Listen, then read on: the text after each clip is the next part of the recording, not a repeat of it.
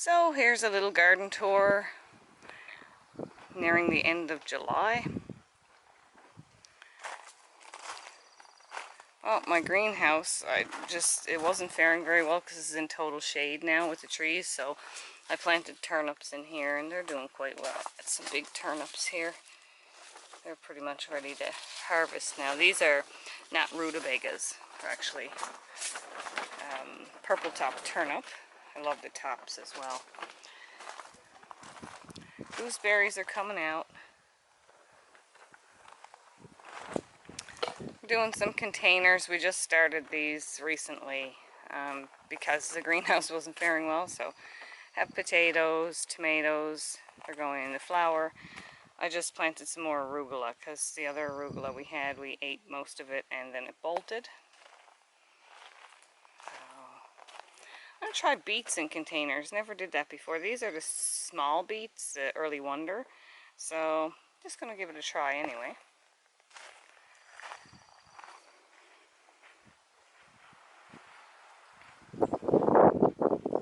It's a little windy today. And I have my white roses. They're almost finished. Most everything is finished flowering now, except for this pollinator garden. I'm just always amazed with this rescued hosta. It's so beautiful, and it loves it here in the corner, so it sort of covers up an ugly corner.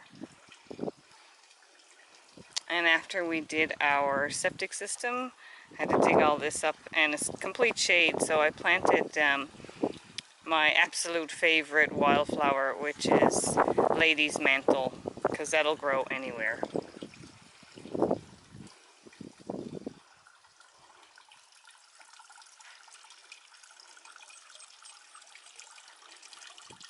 We have St. John's wort.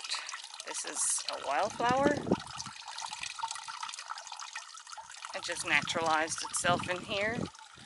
This is a mixture of things that I plant as well as whatever wants to grow here. This has been one really bad season for me for a lot of things. Good for some things, but I also developed rust on my chives and walking onions, so I just cleaned out as much of it as I can.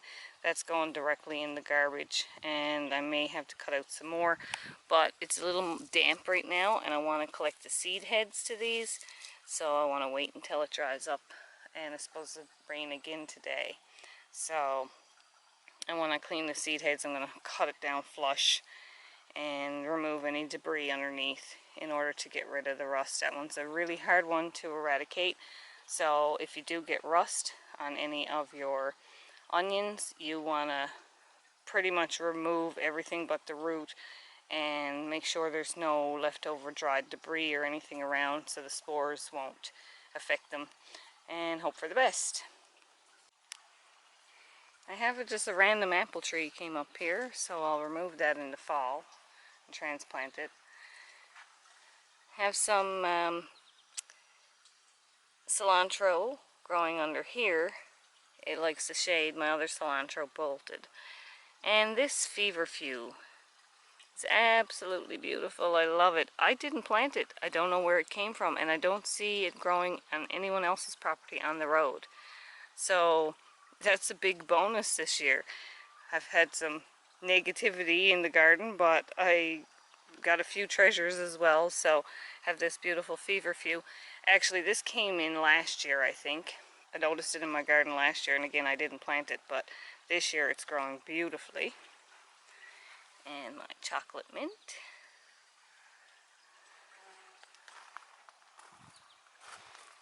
The pinks, dianthus pinks, are so beautiful. I love how they're almost an electric pink.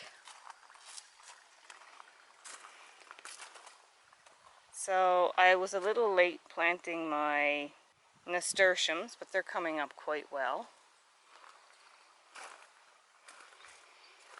I got a couple of strawberries. I had a few ripe ones, but again, slugs got them. This one's ripening up.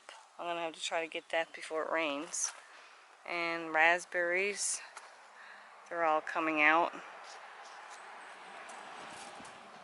quite a few raspberries.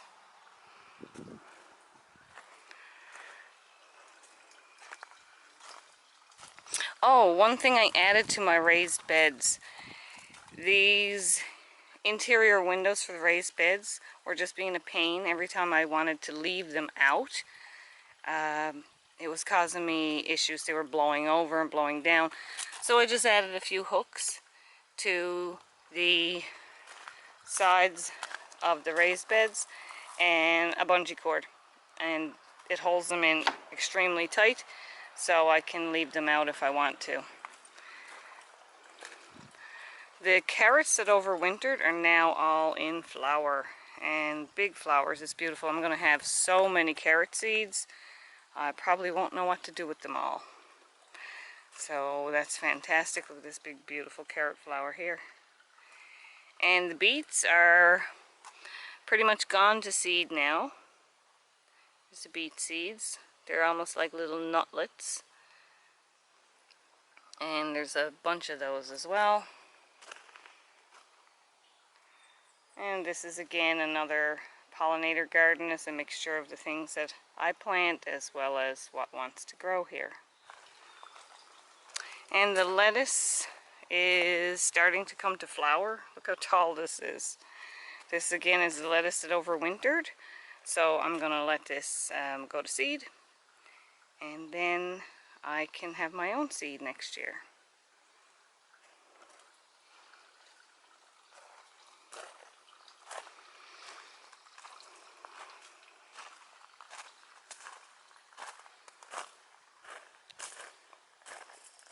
I absolutely love the fragrance of this Rosa multiflora, and so do the bees. Just have a listen.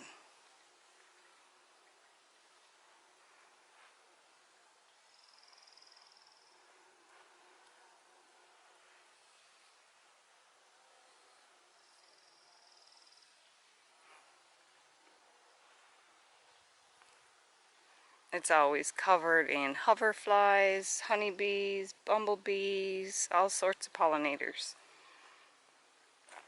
Cotoneaster's pretty much taken over the entire rock wall here. I have to try to get past this without too many bees. And I'm trying to get it to grow all the way out if I can, because people continue to strike the rock walls when they pull in our driveway. So this will net it all in. Oh, the fragrance in this is beautiful.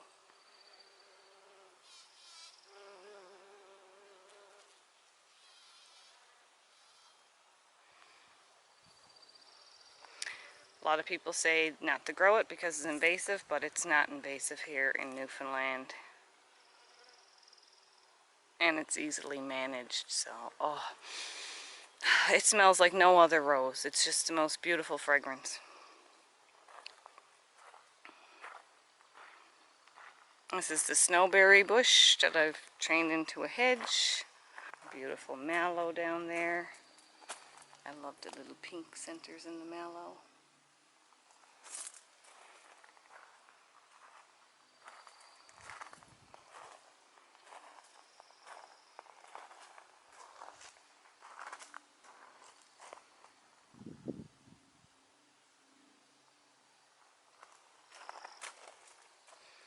And this is sort of becoming a intermixed sort of everything wall. I have lettuce growing back there to fill in some spaces where I lost plants because of the rock wall falling out with all the snow last winter. These are dianthus pinks. They smell like cloves. Those. So it's just a mixture of some food plants. There's, I think, a couple of zucchinis in there, some wildflowers, some cultivated plants, just a little bit of everything.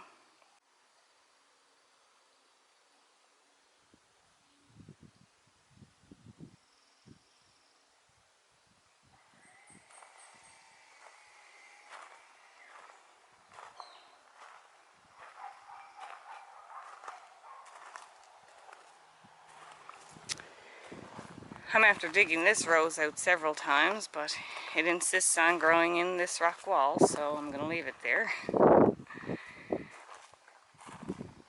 And here's a lady's mantle in full bloom. Just look at the lime green sprays of flowers. So pretty. Now we'll head back into the woodland garden. And I just topped my rhubarb plants. They have plenty of seeds, so I'm just going to leave them here to dry out and go to seed in a way that I can collect them. And our apple tree actually got blossoms on it. This was from seed, so I have no idea what I'm going to get, but it's pretty exciting. Could just be a crab. We don't know. When you grow from a seed, you're going to get some sort of an offspring of two plants that cross-pollinated. If you grow from a cutting, you'll get an exact clone from the mother plant. But seed grown is always a surprise, and we have some tiny little apples starting here.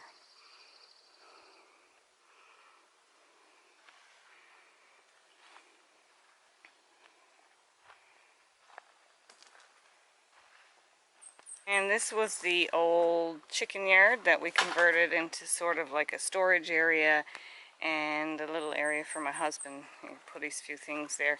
And I built a moss garden that's done very well. We have some crystals, some quartz rocks, you know, a few odds and sods put around, and different types of mosses that I gathered from around the woods in the back of my house. I really like this one, this like cushion moss. This was another sort of big project. And in this odd little corner we just stuck in a raised bed, and we just planted it out recently, so not quite sure how that's going to work out, but it's still quite shaded here. And there again, here in complete shade, I have the lady's mantle. Can't say it enough, it's the one I love the best of all the wildflowers. I have this growing all the way along here. And then I also have some other intermixed wildflowers in this cascading boulder wall.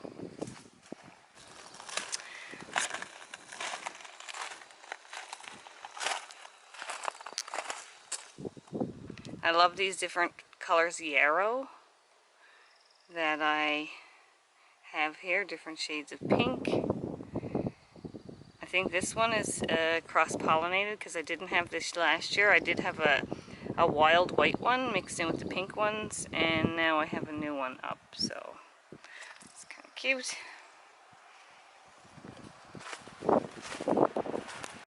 Rhubarb, it's on its second flush. We already picked a load of rhubarb, and we'll have another big load of rhubarb soon again.